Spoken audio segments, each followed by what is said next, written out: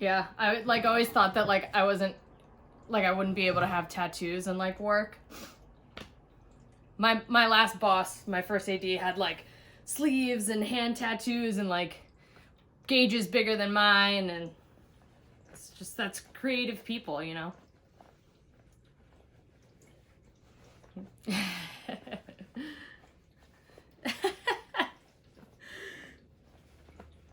Yeah.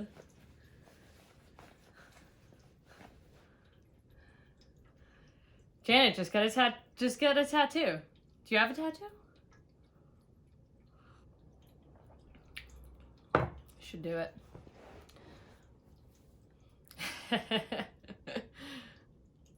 Fair.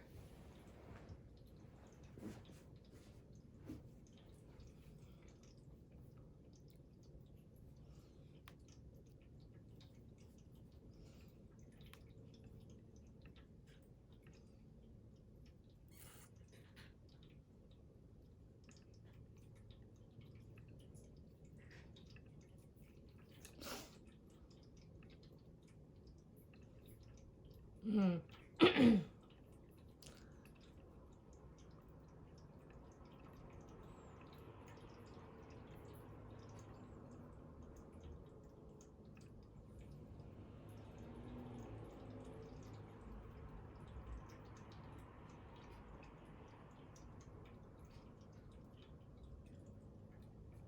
I had yesterday and today off. One of our actors got COVID, so.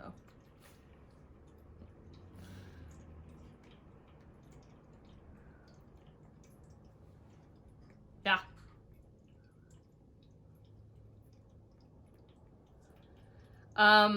May, but with all these days off, possibly June, but that's just for the New York unit, and then they have 2 episodes to do in Italy.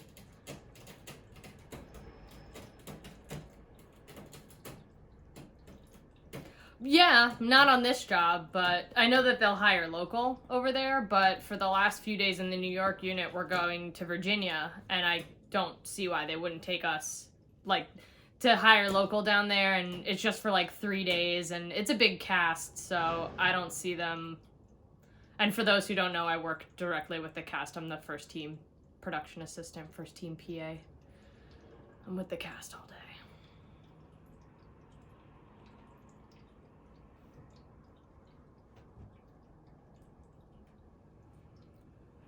Yeah. It'll be fun. I've never traveled on like a job, so I know. First time.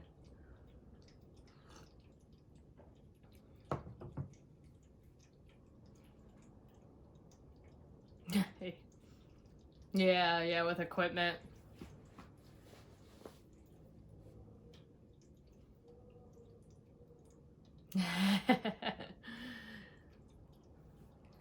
It's better to be over prepared than under prepared, like every single time. Like especially, I don't know if some of you are doing this now, but getting on just like smaller shoots.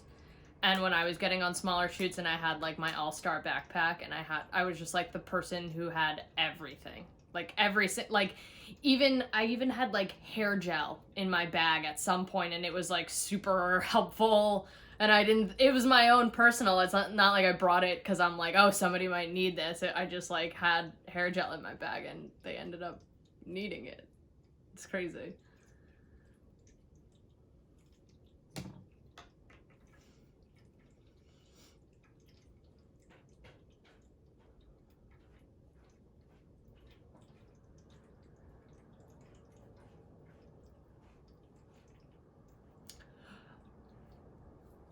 Yeah.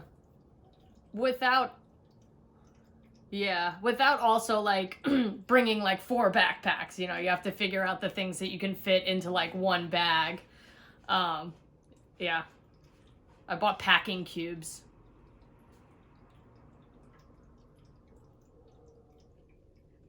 Yeah, well, I'm starting to do it now because we stay in hotels a lot, and I have to be there at like, it could be like 4 in the morning, and then we finish at like 7. So sometimes I just want to like crash at the hotel, or So I've decided like that's a smart thing to keep in my bag as like a go bag. So if I were to stay the night, I have like a fresh pair of underwear and socks and a t-shirt and like deodorant and, just stuff like that so that I'm prepared to like spend the night because this job is really tough, really demanding, and like early mornings and long days.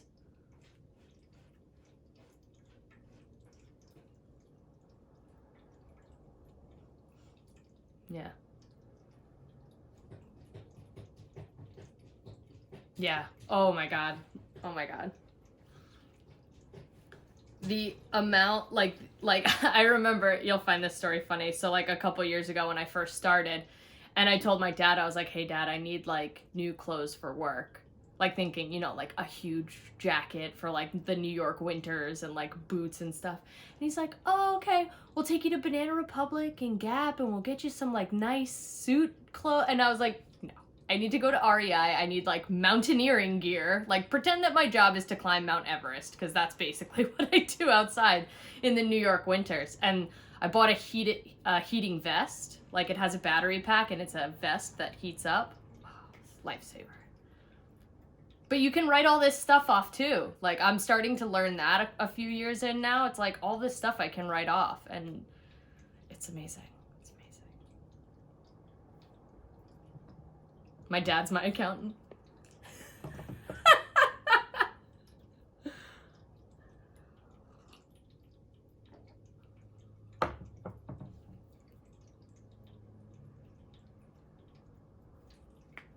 True. I didn't say anything. You didn't hear it. You didn't hear it from me.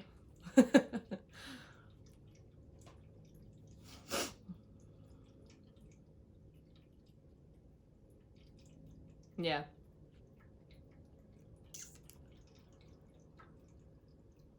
No, you can't do that, yeah.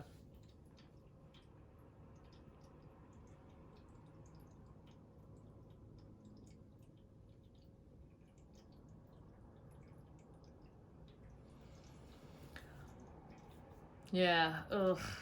That sounds awful. Oh. That's great.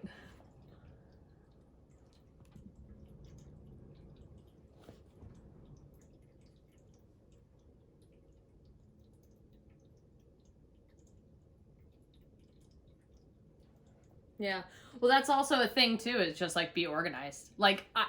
And that's even what we're going to talk about today. I know it's just like organization is like one of the most key principles and values that you can have working in this industry to be successful, in my opinion. That's just like in my opinion. But, and I find that like once you find a way of organizing things that is in a way that's understandable for you, you have the key to the kingdom.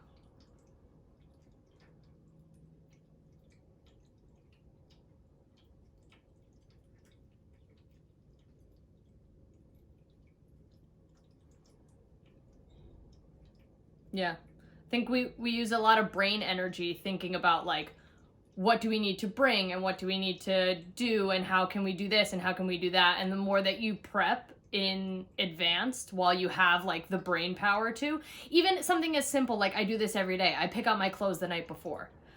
I dress pretty fresh, not gonna lie. I like looking good on set. But like I need to have my outfit picked the night before because if I have to deal with it in the morning, I'm gonna be late. That's the end of the story. Like simple things, simple tweaks to make your life easier. Written by Rooney.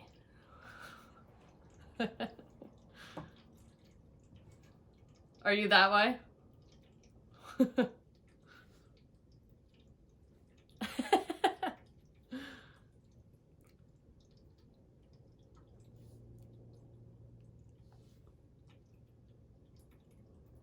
Mm.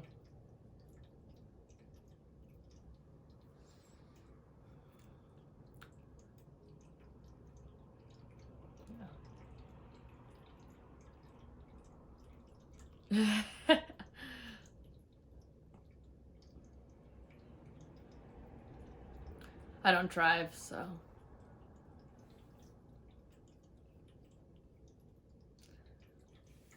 I'll have to in a few months when I move, but for now, I'm gonna enjoy not driving. And they want us to Uber everywhere. We have like an Uber account for the show, and they don't want us to take public transport because of COVID. So we get rides to and from work. It's so amazing. It's so amazing.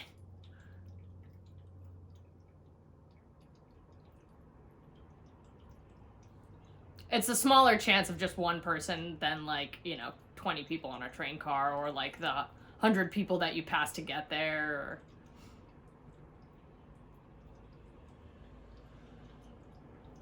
I know how to drive. I know how to drive. Yeah, I am. I'm gonna move. We're starting to look at. Yeah. Yeah.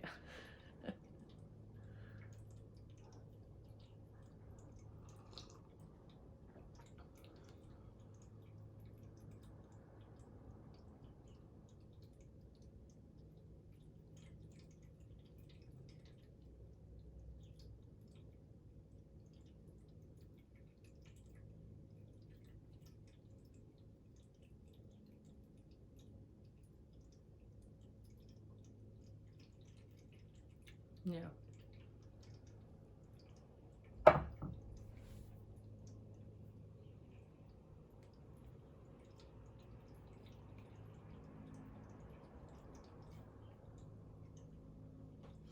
Right. Yeah, totally.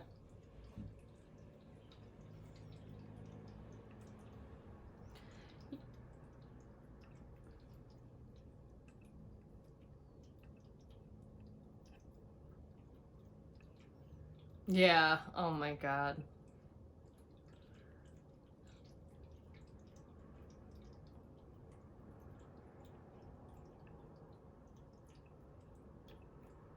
Yeah.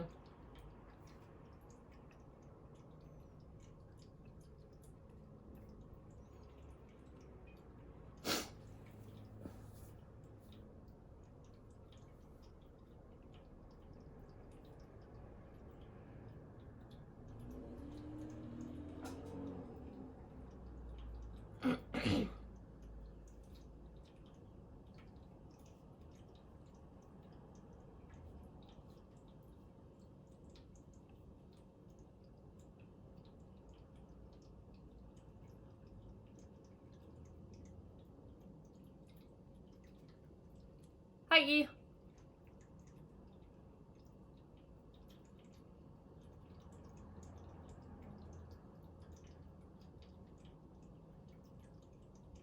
Hmm.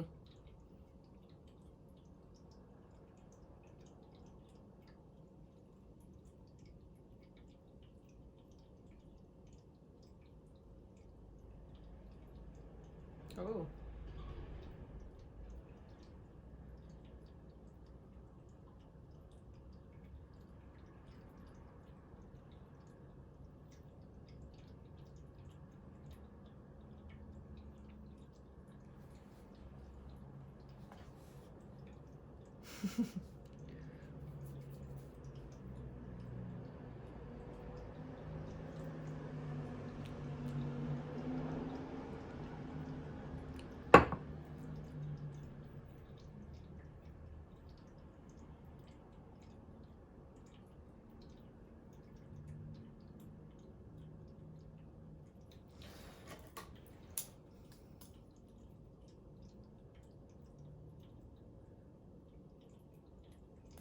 So good.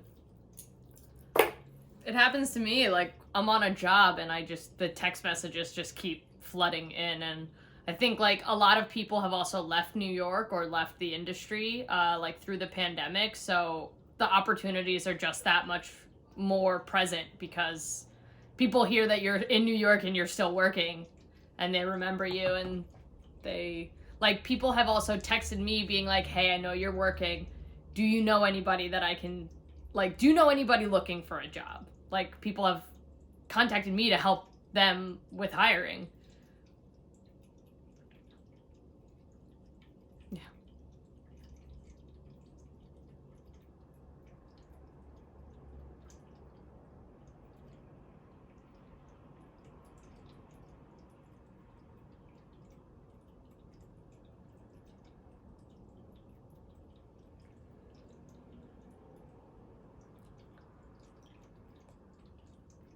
Wow.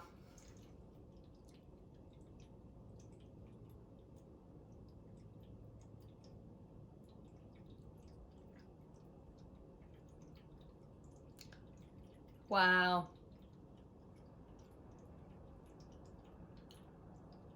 That's crazy.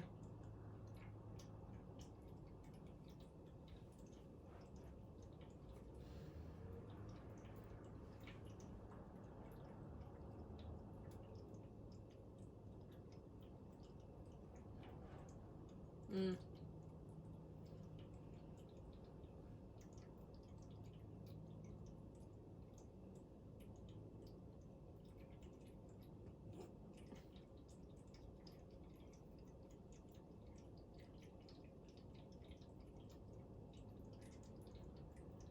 Wow.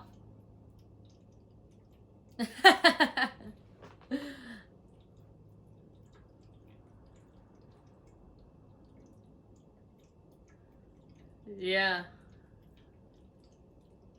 I agree.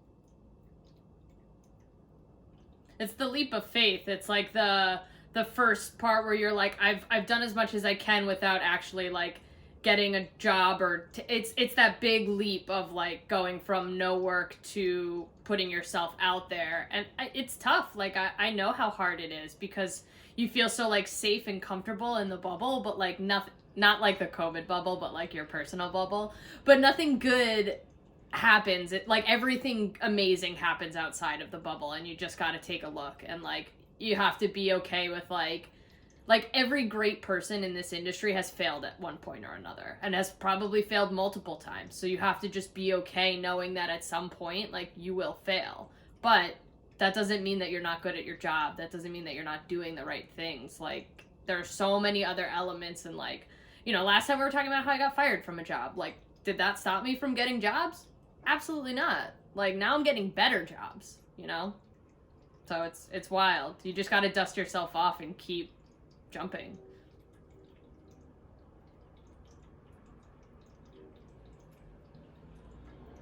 Sure.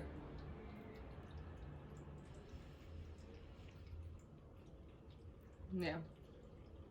Mm.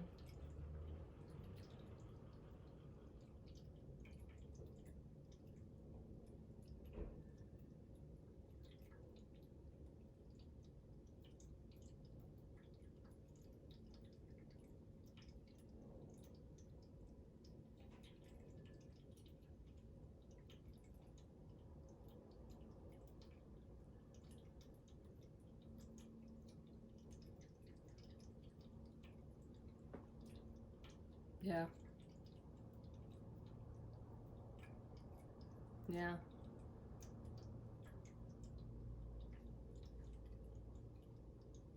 Yeah.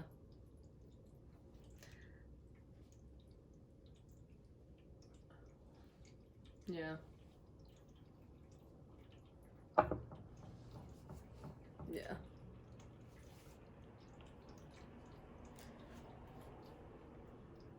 Yeah. Yeah.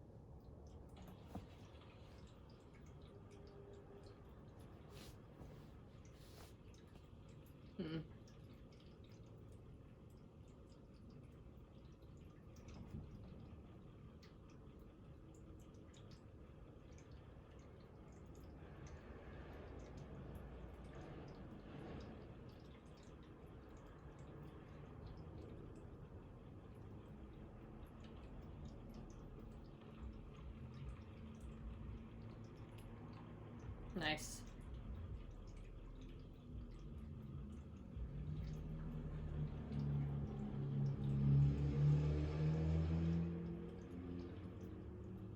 Yeah.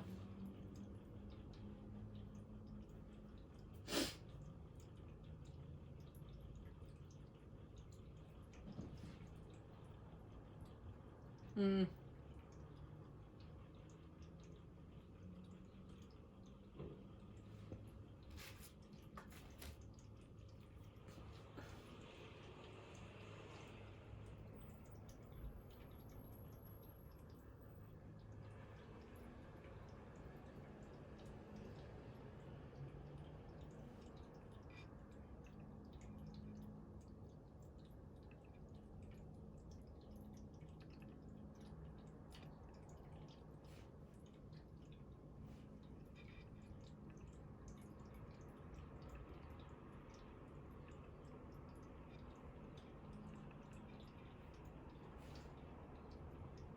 Mm.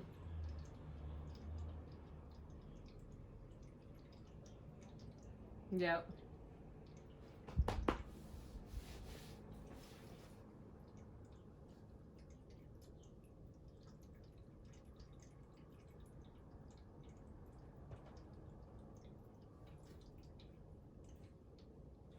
Mm.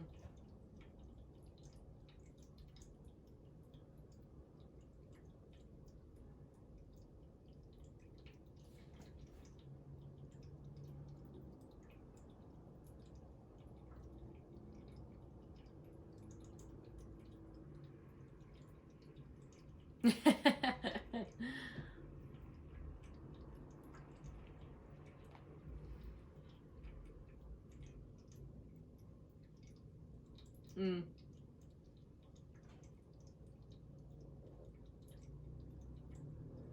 Mm.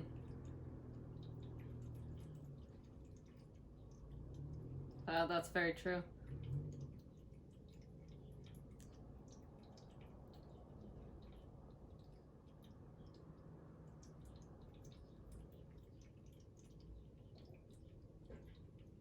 Mm.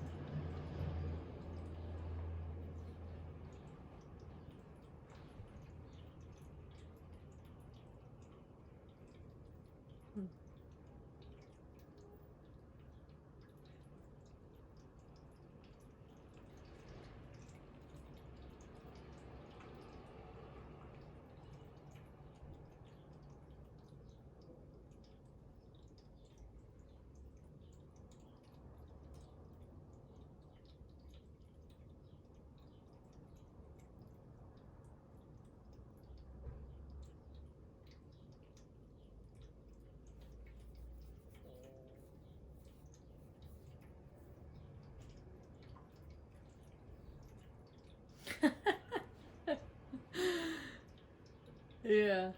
Everything, there's always so many like elements that you can't really account for sometimes, just because you don't know. And like hi, this is my cat. It's happened before to me where it's just like, well, I didn't know I was supposed to do that and nobody told me and now I know, you know. It's Yeah, and they expect you to know, but like, how could you? You know, if you've never done that position before, and that's happening to me a lot in my position because like I've never done first team before, and I didn't realize how much I have to do in other departments, not only in my department, but you know, I've messed up a lot, but my bosses keep giving me the opportunity to learn instead of like breaking me down for not knowing.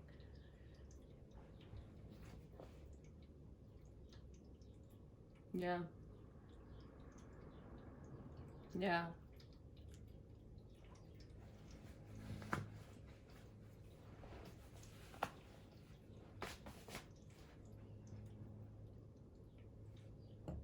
Yeah.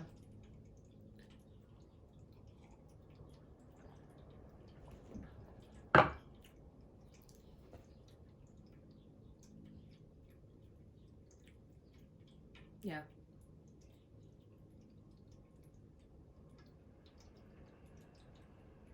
First team. First team.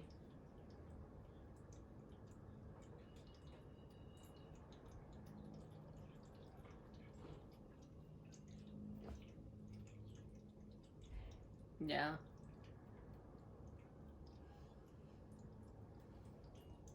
The DGA.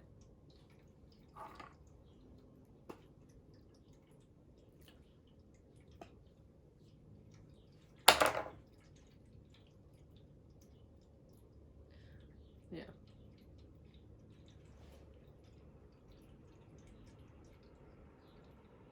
Yeah. And like there is a minority clause that like if you're a minority or a female, you can apply to the DGA with only half of the days because they want more minorities to become assistant directors.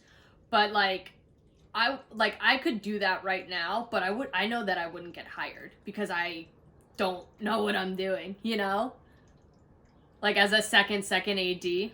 No, I want to do the full 600 and 600 plus. Like I've talked to the person at the DGA that goes through the books, and she's like at least 120 because there are some days that won't count, you know? Yeah, I'm probably gonna do, I mean, not 120, I'm sorry, 620. So you need 600 days. So I'm probably gonna do like 650 just to ensure that like when I do my book, it's going in, it's getting approved, and I'm gonna be, you know, in the DGA.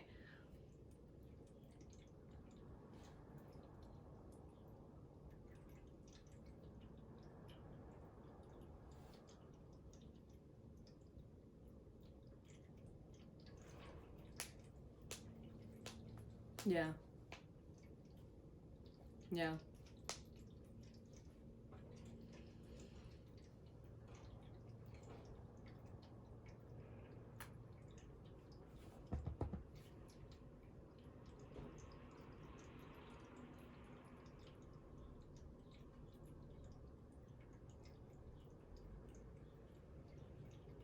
Mm.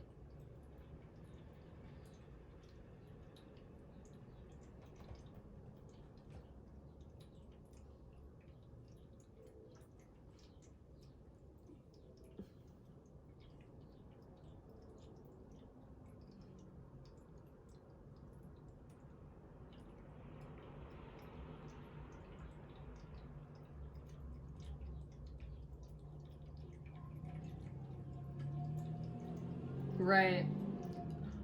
Or all the positions.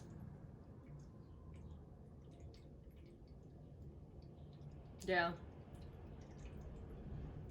Yeah, I'm not doing it. And plus then I have to start paying my dues, and like as soon as I get my first job as a second, you have to pay. So if I were to get a job right away and then not work as an AD but continue getting PA jobs, then I still have to pay the DGA while not working in the DGA. It just doesn't make any sense.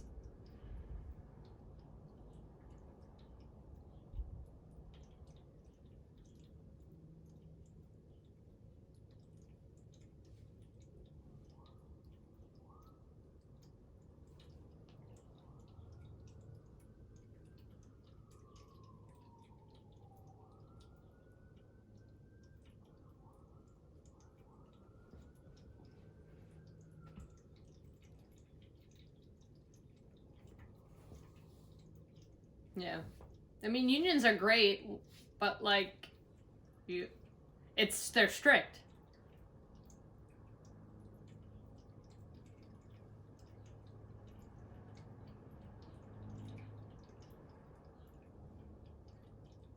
Uh.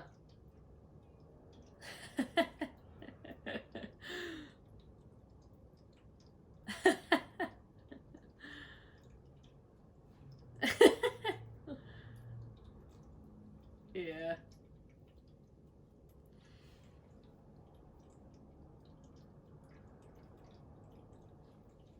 True.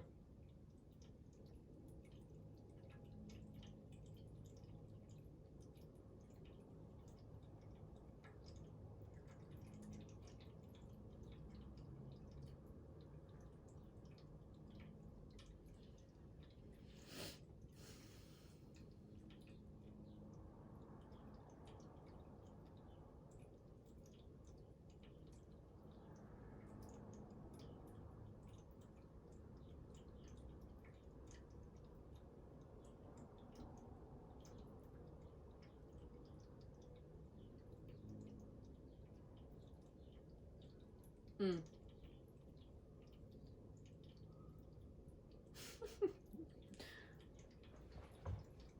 No, definitely not.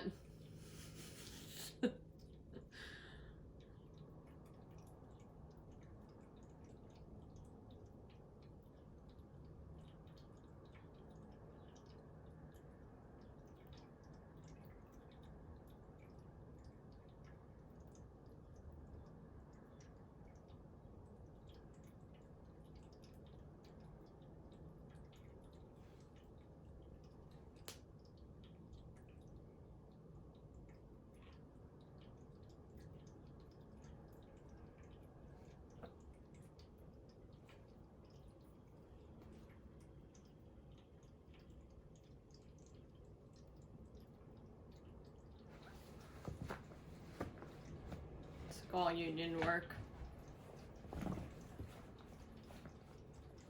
Yeah.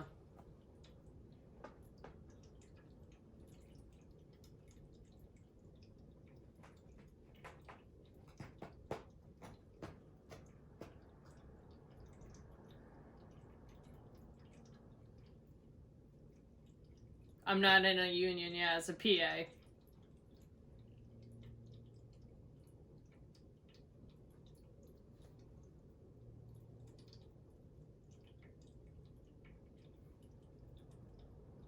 Go do non-union work.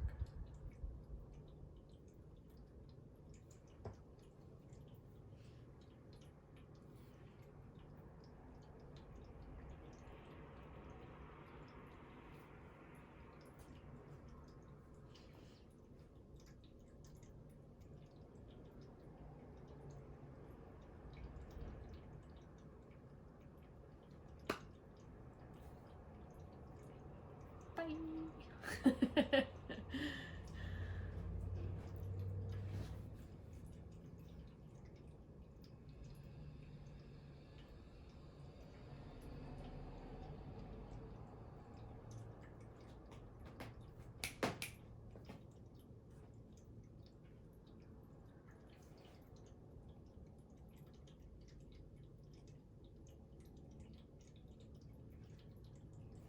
I do.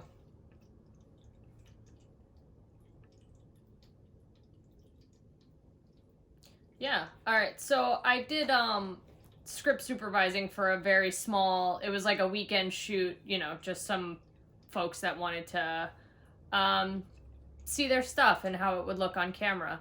So I found the job on Craigslist, and they were looking for a script supervisor. And when I got a phone call from them, you know, I told them that I had never been a script supervisor before, but since I had been on union sets, like I kind of had an idea of what the script supervisor does. Um, you know, and I was able to sell myself in the way of like, you know, I pay attention to detail, and I can like focus for, you know, stay sharp for long days for many hours. And you know that I work on bigger sets, and I've seen what the work they do is. So, you know, they obviously hired me, and then I mean hired me. I didn't get paid. They like gave us lunch. That was like they bought us food. That was sure.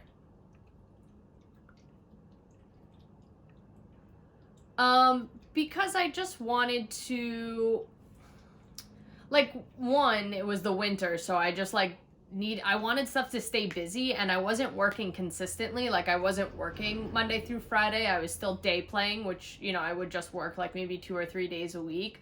thinking that like maybe if I get this side gig, maybe I can meet somebody who can bring me on a weekend shoot that I can get paid, or I can like work as the script supervisor and maybe continue to try different positions and see if like anything attaches to me, like see if I really enjoyed script supervising or what else that opportunity could lead to. So it ended up leading to like I shot with them for a few weekends. I never got paid, but they paid for, since I had like a higher position, they paid for my transportation. They reimbursed me, and we always got like lunch and dinner. And I ended up like helping direct a lot of the weekends while also script supervising. It was a very loose term of script supervising. I was just paying attention to the continuity. I was taking a lot of photos to make sure, like photos of the monitors and on set, so like if we had to redress the set, we could replicate it in a way that it would match for what we previously shot. And, you know, just paying attention to what hand somebody's drink is in. So if we're shooting one part of the scene and I have the cup in my right hand, and then we have to set up for the next part of the scene and they don't, you know, they pick up the cup with their left, I can be like, no, you had it in your right hand. So like, it's stuff like that the continuity, like, the script supervisor department is called the continuity department, but there's only one person in it, and it's the script supervisor.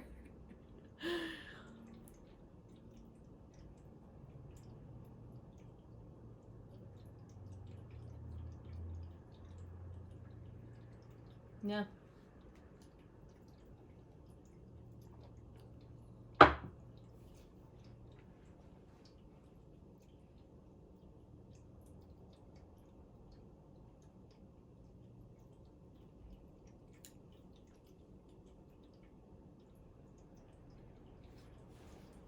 Yeah. And it's happened before. It's happened before where I went on a show as a PA because I called them from their Craigslist. They wanted a first AC, and I called them and they were like, "Oh, we just hired a first AC." I was like, "Well, do you need extra hands on set?" And they were like, "Yeah, sure, come out." So I went, and then I got friendly with the sound guy, and he brought me on a job to boom, and I made like 1,600 for a week. Like, yeah, maybe a 10-day shoot or something like that. As a boom operator, me as a boom operator. I don't like it. I don't like it. Like, I give props to the boom operators because I can't.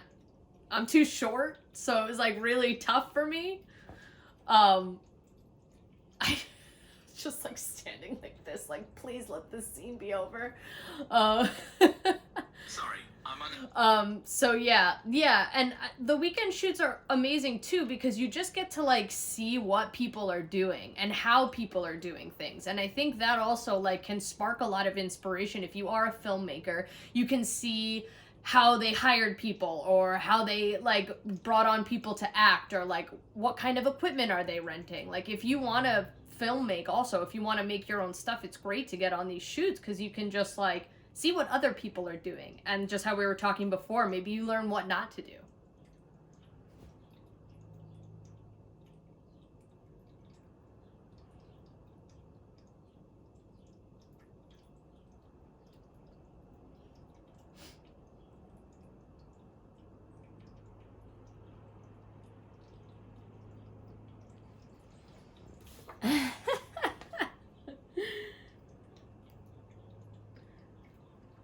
Yeah. Well, on that shoot, on this script supervising shoot, that's how I met Wesley. And you remember Wesley? He did a couple months in this program, and then we've remained friends. And now he's working like as a PA full time. He's been messaging me a lot recently because he's a walkie PA. So my last two jobs I was a walkie PA. So he's like asking me, and this is a friend that I've had for like 3 years now because of a shoot that we did on some random weekend. And like, he's in my network. And he's an amazing, good, hard worker. And, like, he's going to continue to get jobs.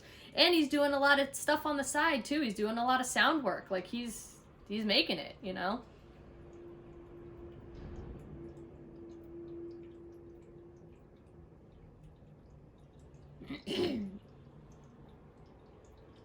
Yeah.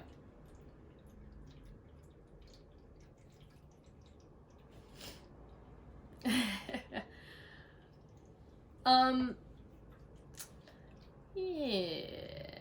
Yeah, so like on bigger shoots, like the purpose, another purpose also is to match everything, because in the sense that, in the case that they have to do a reshoot, which could be months after the project ends, it's, they use the script supervising notes to know like what costume they were wearing and like what the set looked like, because the script supervisor will have all those pictures. They also work with the camera department, so they know like what lens they were shooting on, and like because the camera notes and the script supervisor notes come together at the end of the day. This is on Union. This is on the big times.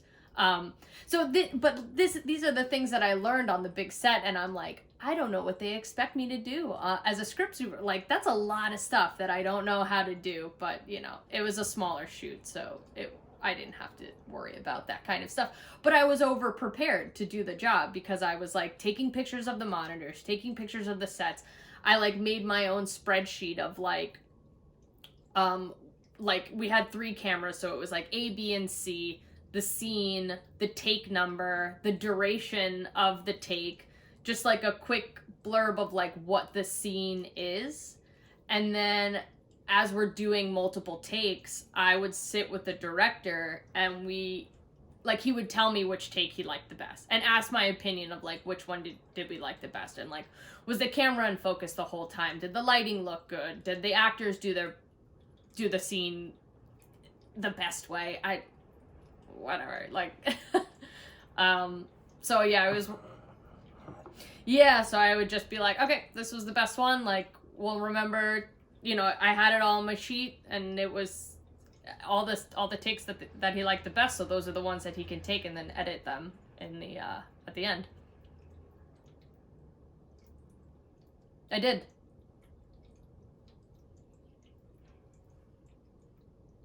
Yeah, I have it.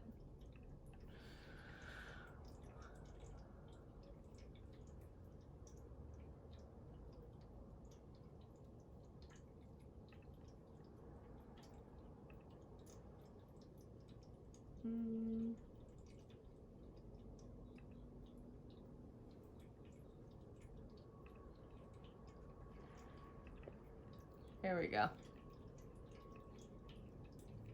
So yeah, this is the... Oh, sorry.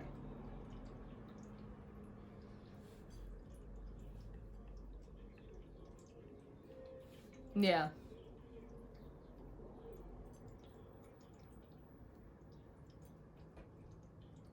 Yep, and...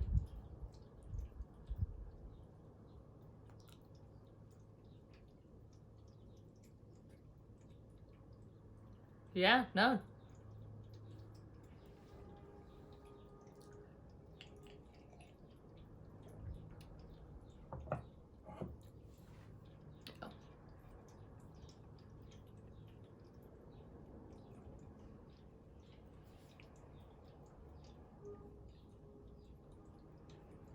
Mm-hmm.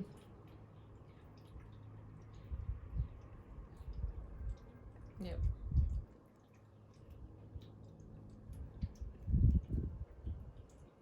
Mm-hmm.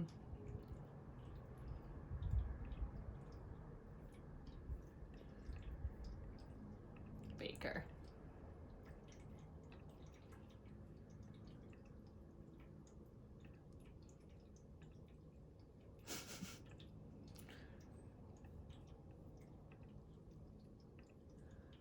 This is advanced. Yeah.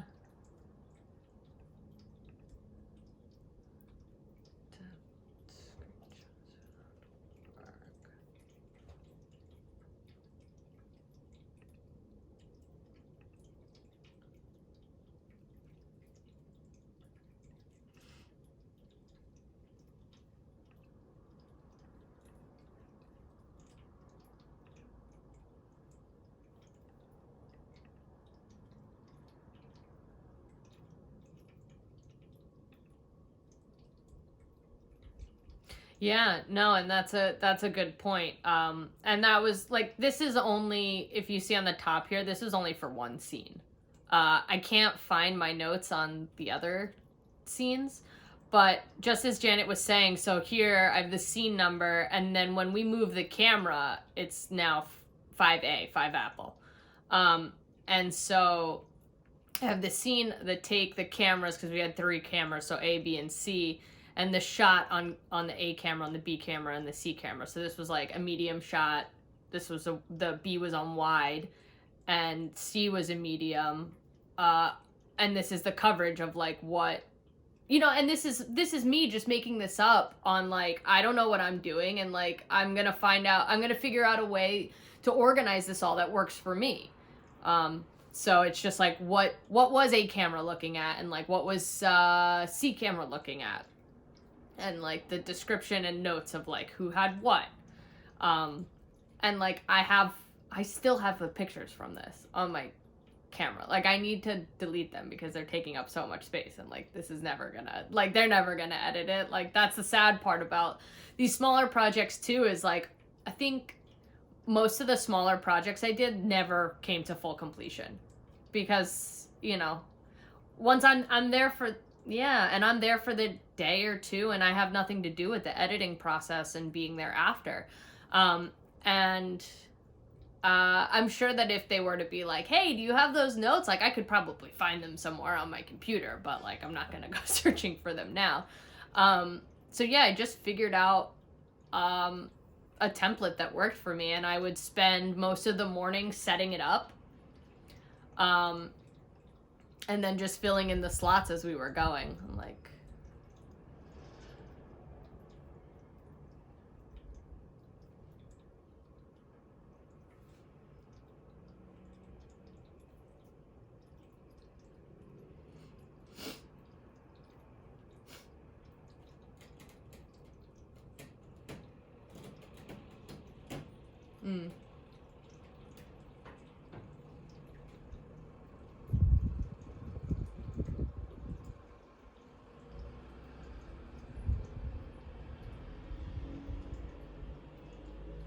yeah. What's crazy that too on union shoots when the supervisor does that, and then like I never thought about it that way, because then they'll go to the supervisor and the script supervisor, and they're like, what time is it right now in the scene? And they'll have the exact time. They're like, it's 9:07 in the morning, because the props has to switch the clock or set the watches, and it all has to, like, wow. It's amazing.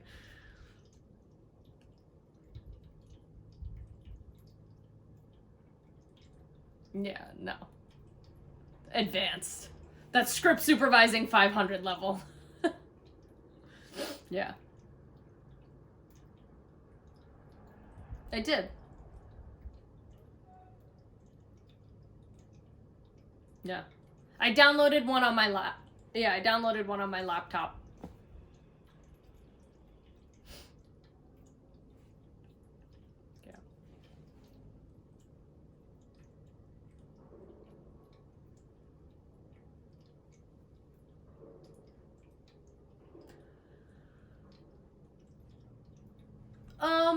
No, I don't think I did. Actually, I just remembered where all of my notes are. They're on the Google Sheets, so I never really saved them as a thing. So they're just like, they live in the computer. No, I don't remember if I watched anything, because I have the type of brain where I'm like, okay, well, that organization worked for that person, but I need my own thing. Like, I might have watched something to be like, what, an overlay of like what the job does and like what is expected, with a combination of talking to the director of what I shot and being like, what do you expect? Like, what do you want from me? Like, you're looking for a script supervisor. What do you want the script supervisor to do? Like, what are you expecting this person to do for this job? So with a combination of all that stuff, you can kind of prepare yourself and be like, okay, well, if they want me to like take notes of the continuity and the scenes, and so I'm able to like slot all of these I don't know, what are these columns, slot the columns into like what they're expecting. But you can find out, like, people love to teach other people, so you can find almost anything to learn on like YouTube, or if you Google the resources. Like every single job that you want, somebody's out there like teaching you how to do it.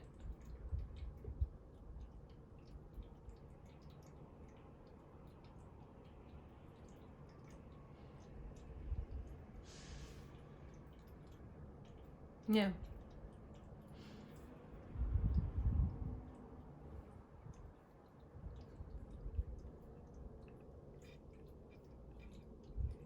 Mm. Yeah. Yeah, I had the script in my I had the script printed out and in a binder. So I was able to like you know, help the actors with their lines if they forgot. The script supervisor is the one that'll, you know, the actor's like, line! That's the script supervisor yelling the line back out to them. Yeah, so that's also helpful. But once they start in a flow and they're using like different language, like, yeah, you just let it. Like for me, I just let them go. There was no way that they were gonna stay on book perfectly, and the director didn't expect them to, because this is like, you know, just a really small project of like this show that he wanted to make. As long as like the point got across.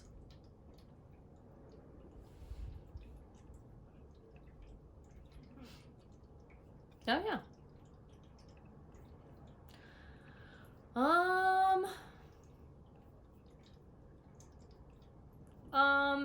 Yeah, I guess like I like the question that you ask at the end. Like, if you wanted to take it all the way, what steps do you recommend? Like, as in, like, if you want to take it all the way to becoming a script supervisor, like, I think it's best. Like, I think the best strategy to learn any position is to go to be a PA on a union set, and to like see what the people at the professional level, at like the top level, how they do their job and what they do throughout the day, so that you can figure out if that's like actually what you want to do or not. And then through that, you can be on set with them and find the time to ask them questions like, how did you get this job? What about this job do you like? How do you do it? You know, in your, like, how do you do the job? And you, this goes for any position that you want to take all the way up. I think it's important to like see how people do it at a professional level and learn from them.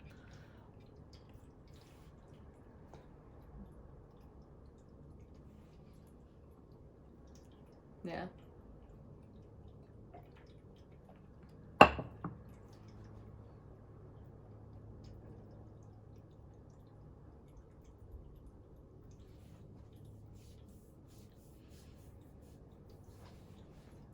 Yeah.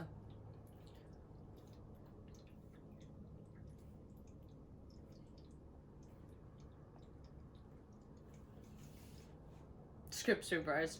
Yeah. I was just about to say that too.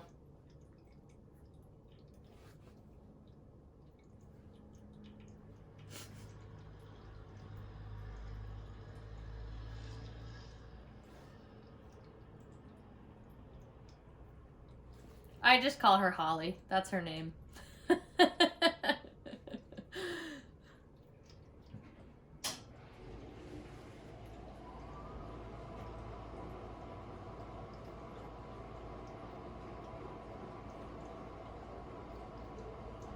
Except for PAs, we don't have a choice.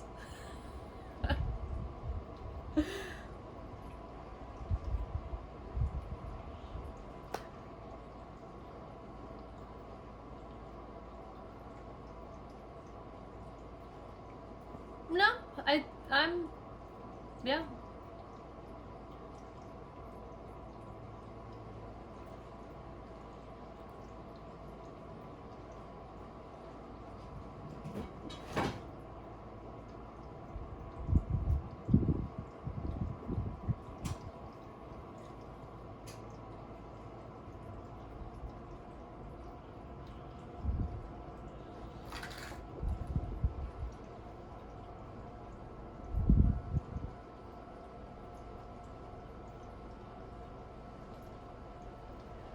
Yeah.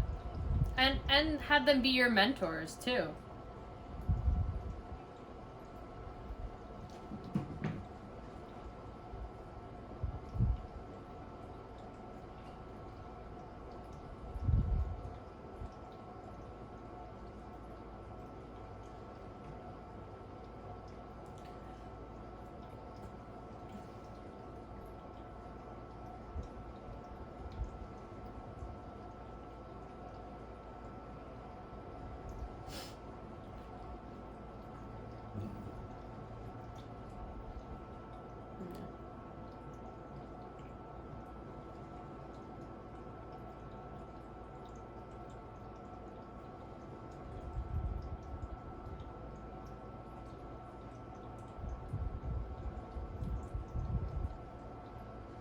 No.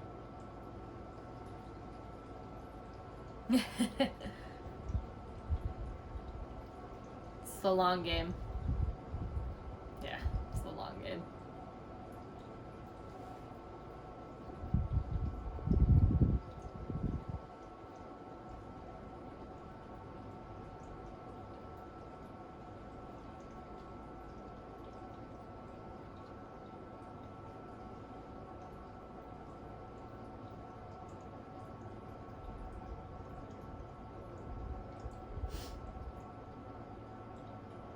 Yeah.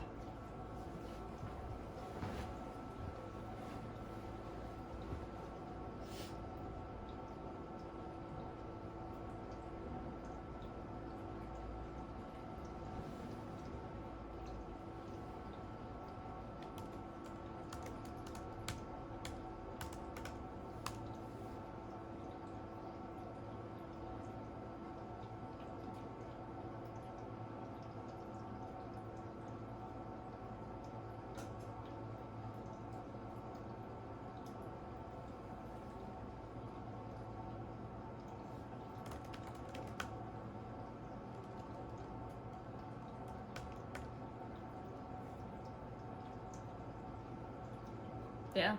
And your mentors can come from all different places too. Like, as a production assistant, like, I know PAs that work consistently with a group of ADs, but like, I've bounced around a lot. And from that, like, my network is so big. So much bigger than the PAs that just stay with one AD group because they might not know as many ADs. But it's all about how you want to take your career. Nobody can tell you how to do your own journey. It's up to you.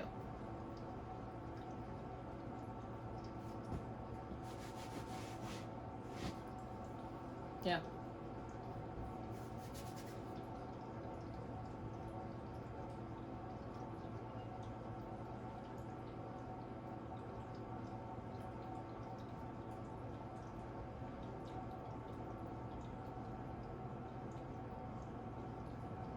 Yeah.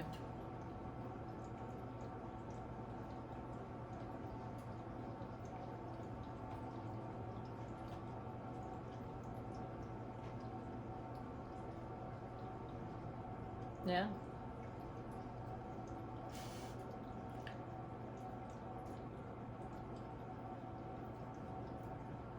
She put in the chat that she can't turn on camera because she's working.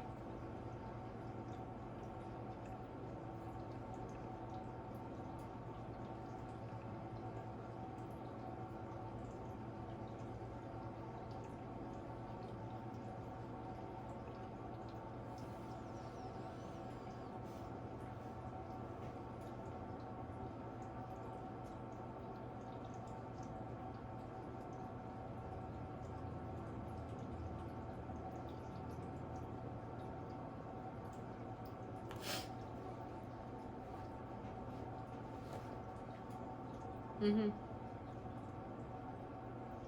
Fake it till you make it.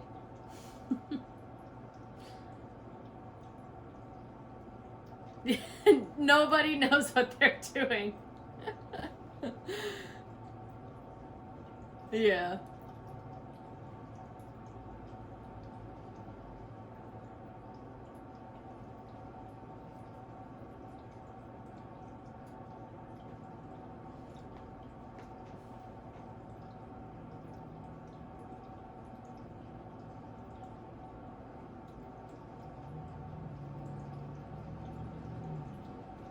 Yeah.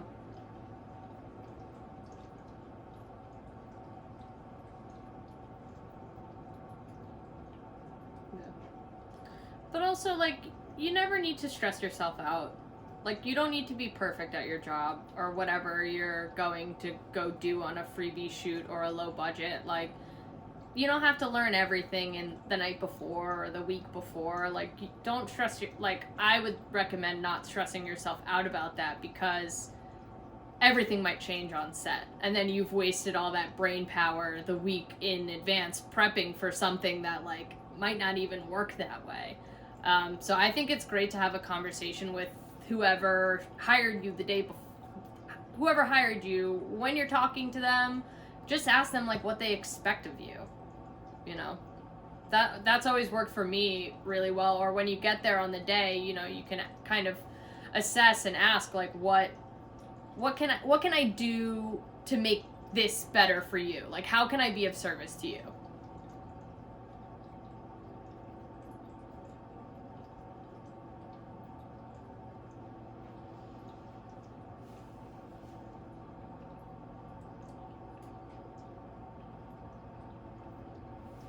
Mm-hmm.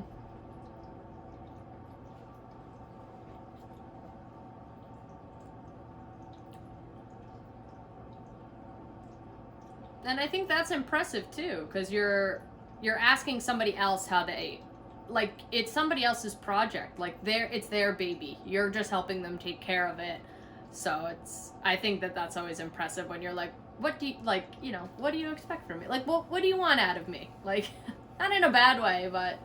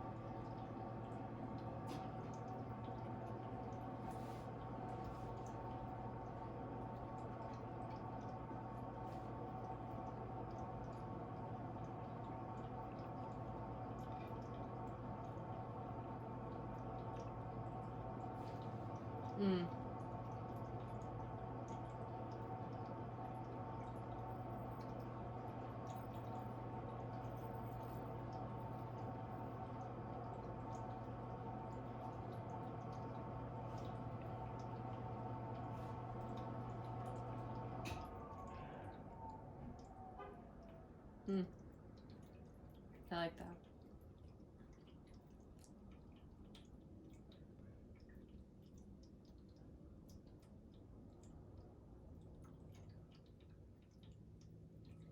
Totally.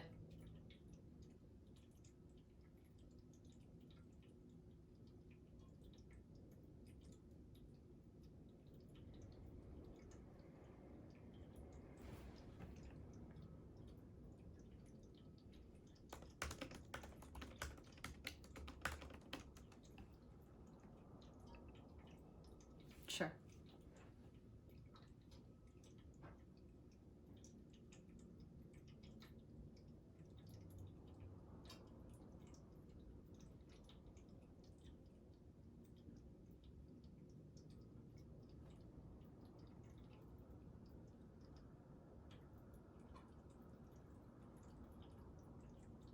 100%.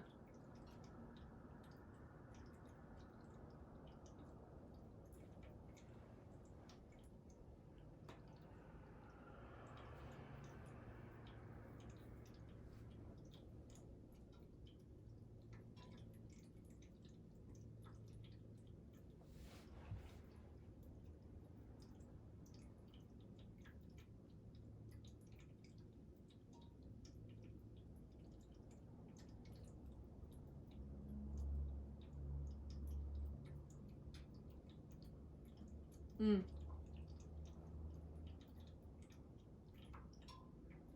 Yeah.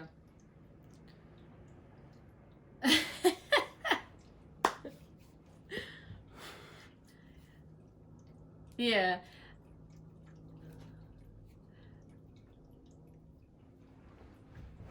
Yeah.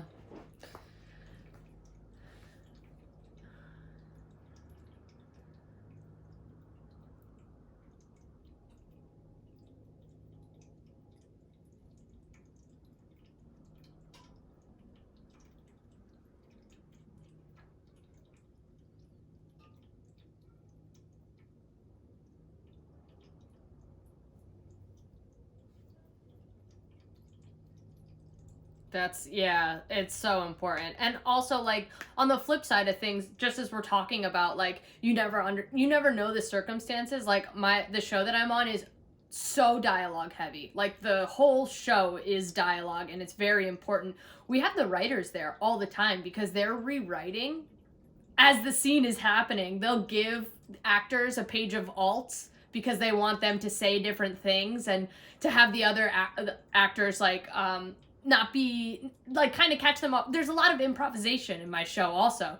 So the script supervisor is right next to the director, is right next to all the writers, because the three of them are constantly working on, like, okay, well, how can we make this a little bit funnier, or how can we make this a little bit more serious, or, like, what can we have this person to say to get the reaction that we want from this person. And so it's constantly changing, and it's like, you might not expect that on a show, and on a different show it could be just like, we want the script said exactly how it is, the writers aren't present, like, this is, it's already permanent.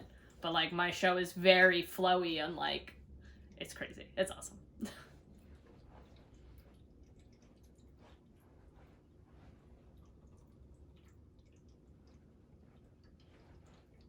Yeah.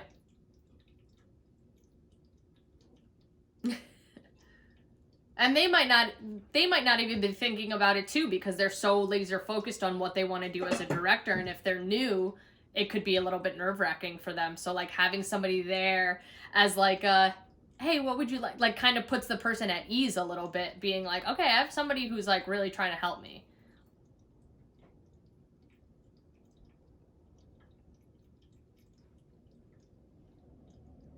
Mm-hmm.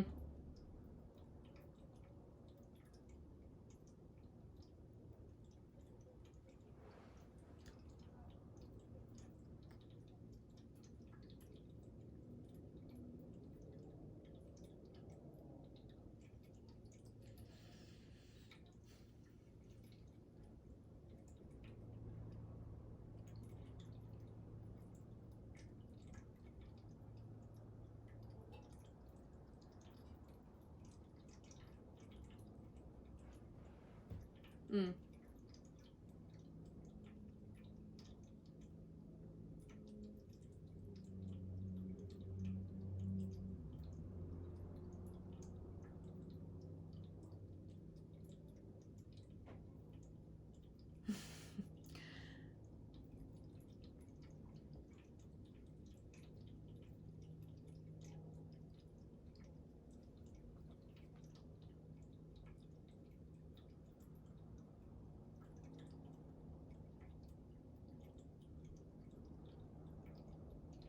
Writers.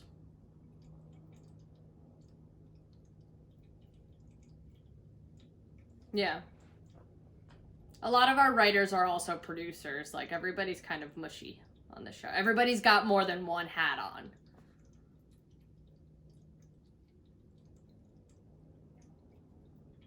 Oh, yeah.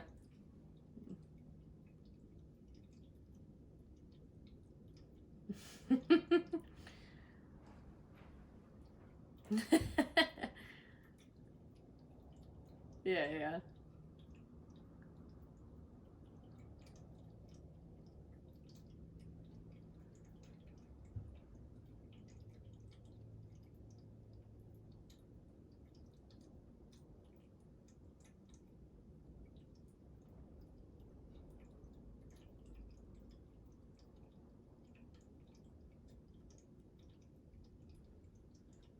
Mm,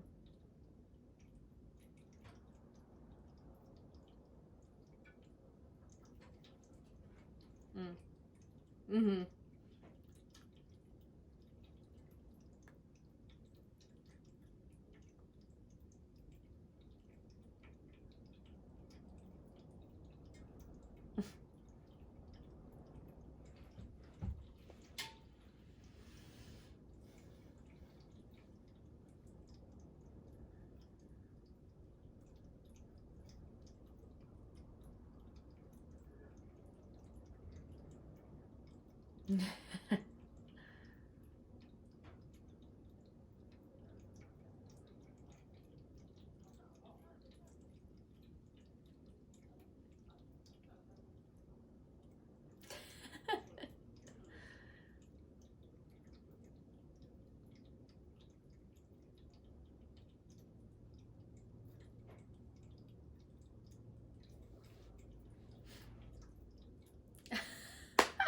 I could never do that. When I lose a thought, it's gone.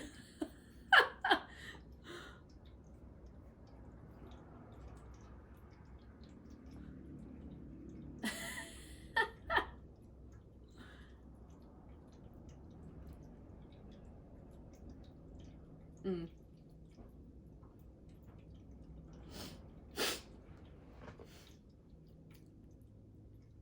Mm. Mm-hmm.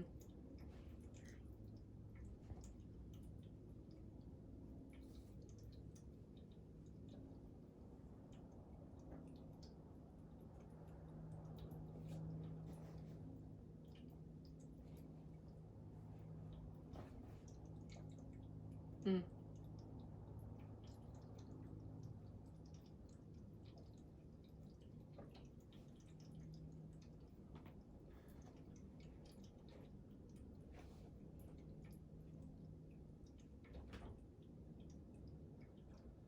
Yeah.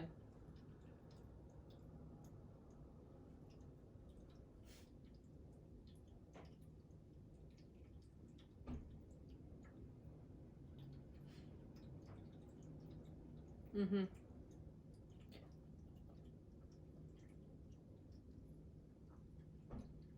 Or make a note that you have to add another shot.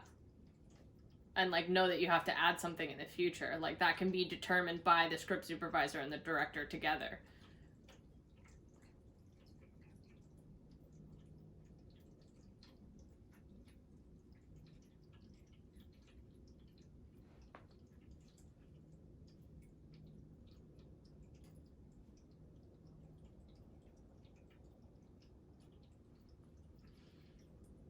Mm-hmm. Yeah. Oh yeah. Mm-hmm.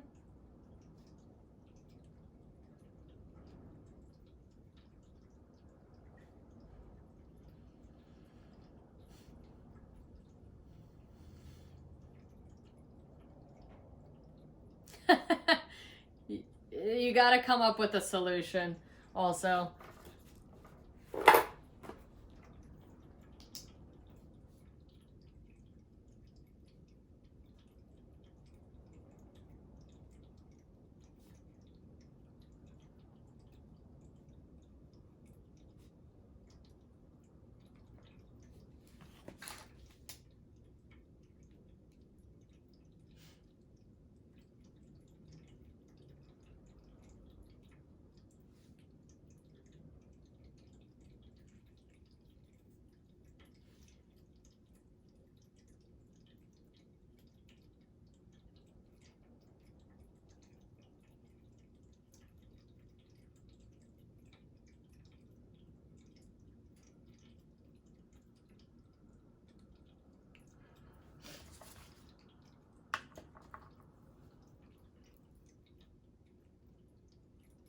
Yeah.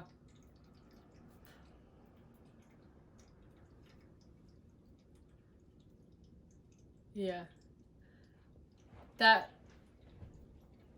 that reminds me of a situation where it's like this happened to us the other day where we're daylight dependent and we're in a room that has a lot of windows and we still had one more scene to do, but it was like a 2-page scene. It was a bit lengthier.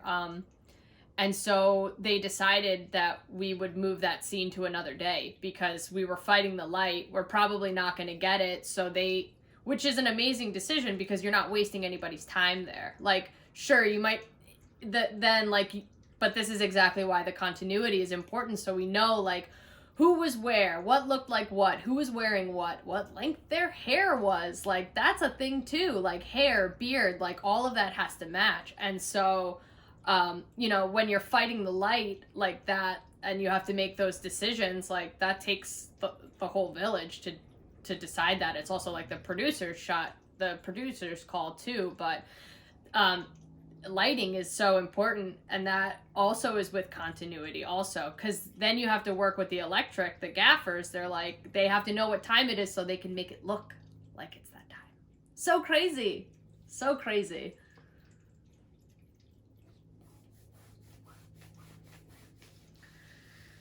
Yeah. And that's why, like, winter in New York, my days start at, like, 3 a.m. because we gotta start shooting by 6 because we lose the light at 4. You know? Um, so I like when the days are a bit longer and I don't have to start at 3 a.m.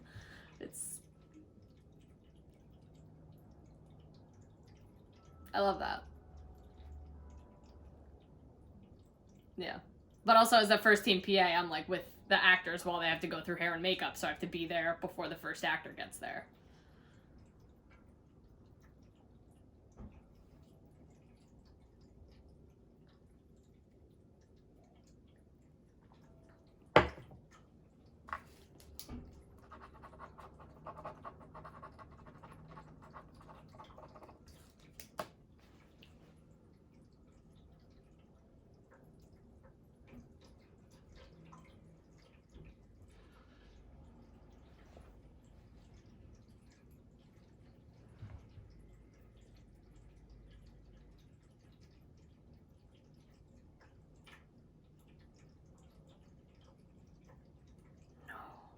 No, not at all.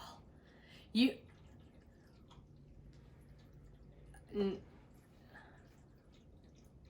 Yeah. Yeah, like, and I've had to learn this the hard way, but there's a chain of command. Like, in union sets, there's a chain of command. I would never go to the director and say, like, hey, I suggest we do this. No. I go to, like, my second AD, who goes to the second AD, who goes to the first AD, who then goes to the director. You have to go up the line of command because they can filter out if it's important or not, you know? And it might just be something I notice, and then I notice it, and, like, nothing changes. And it's completely out of my hands. That's not my job to, like, tell somebody else how to do their job. But I can, like, notify the person that's just ahead of me, and they can continue up the chain of command to talk to the producer or the production manager or the supervisor, or, you know, they can delegate it in the above the line. I'm below the line. They're above the line. The line is the union.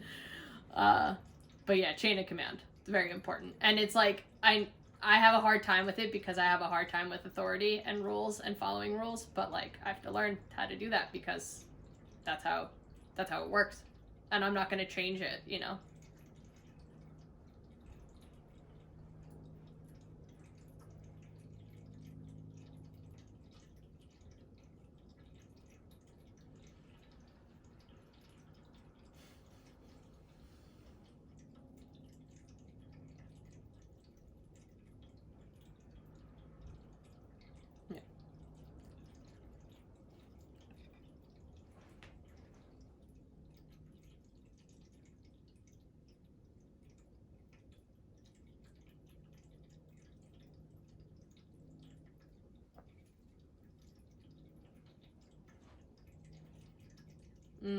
Mm-hmm. Yeah.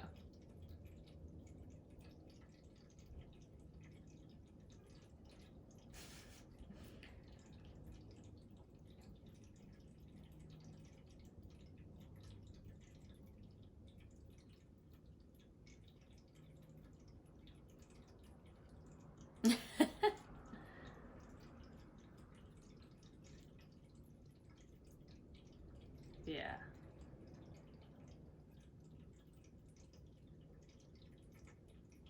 Yeah. Yeah. And a lot of the stuff happens through the radio too, you know?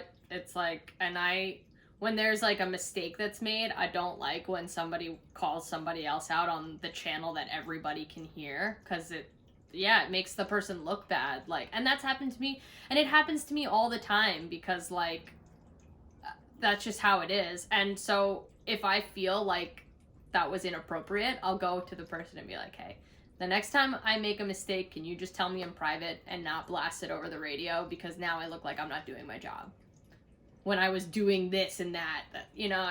And it happens a lot. And with the long hours, like, people are tired, and their not so good personalities can come out because everybody's human. And when you get lack of sleep and you're working long days and, like, you haven't felt the sun in a month, people's, like, darker sides, the shadow sides, start to come out, and you have to learn how to, like, navigate that while also like staying positive and being like the beacon of light. Like I know that I've had the days where like it's too hard for me to be nice. Like not be nice, but like I'm kind of in that like I don't know. I keep to myself on those days because I'm just like, I'm not in a good place, you know? And like being honest about that is really important also. I know that this sounds like horrible, but like this is part of the business.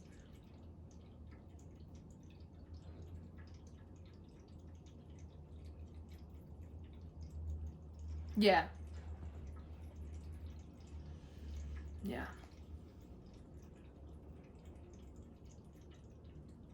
Yeah, edgy is a good word.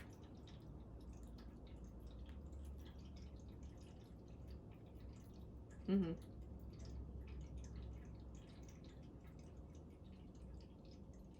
Yeah.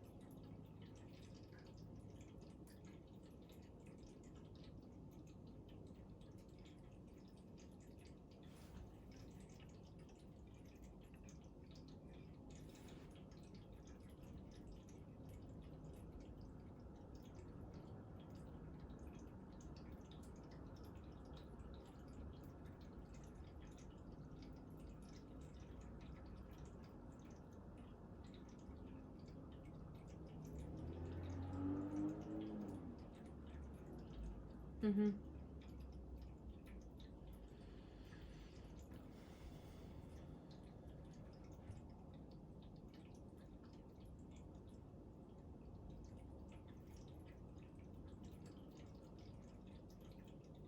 Mm.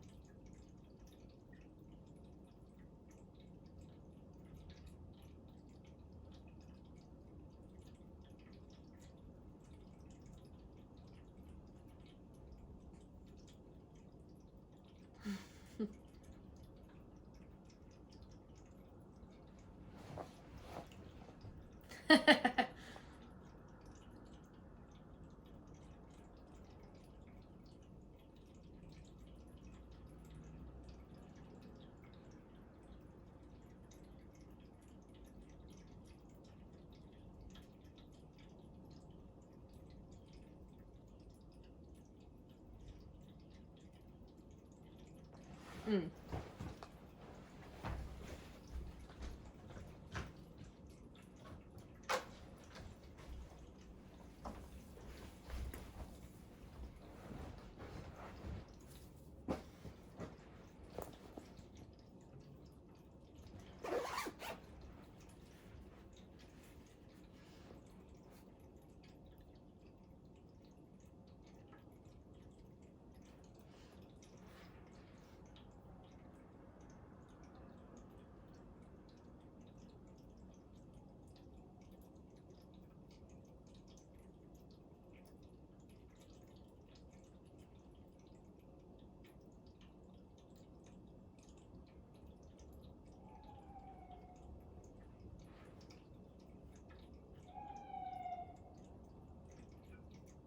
Mm.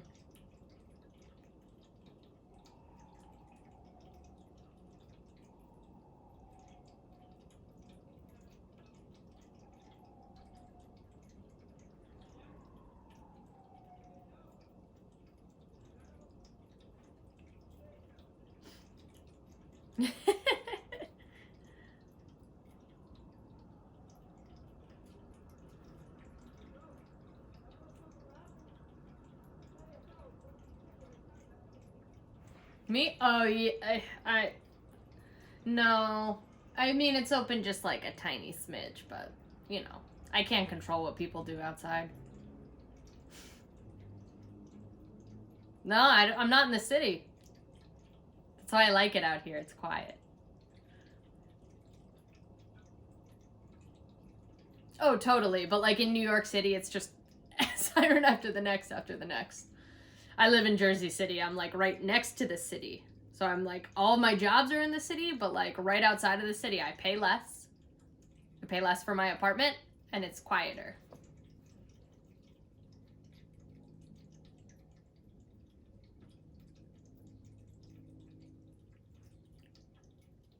Mm.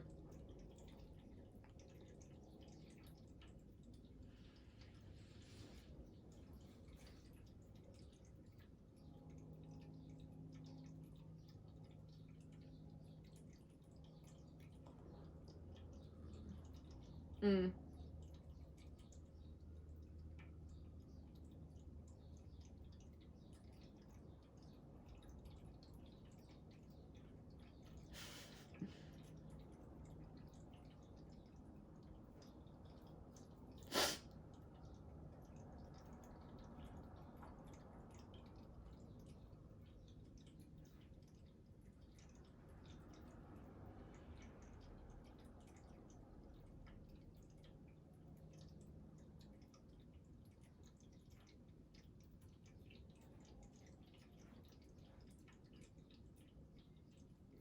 Great. Yeah, of course. Yeah. Yeah. Yeah. Yeah. And as always, if anybody has any questions that we didn't get to, like, just put it on Yammer. I find myself on there sometimes, and I love answering questions just from stuff in my own opinion. So. Up there, from the peanut gallery.